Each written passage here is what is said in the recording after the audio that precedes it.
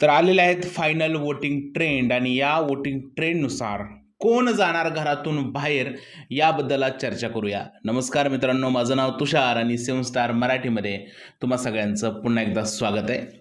मित्रांनो, काल जे वोटिंग ट्रेंड सांगितले होते त्यानुसार वर्षाताई या धोक्यामध्ये होत्या। आज कोण नक्की धोक्यामध्ये आहे, फायनल जे वोटिंग झालेलं आहे त्यानुसार कोण राहिले शेवटला आणि कोण राहिले 1 नंबरवरती ही चर्चा करूया।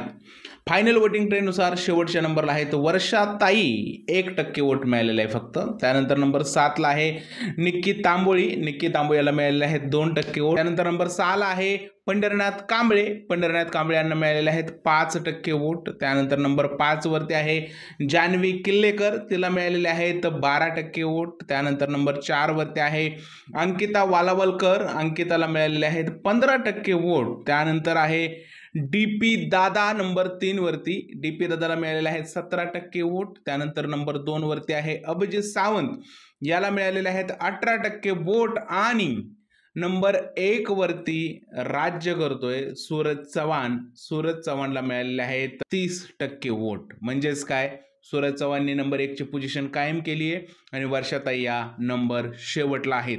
काल जसे वोटिंग ट्रेंड होते आज तसेच आकडे राहिलेले आहेत, यामध्ये काही सुद्धा बदल नाही झालाय मित्रांनो।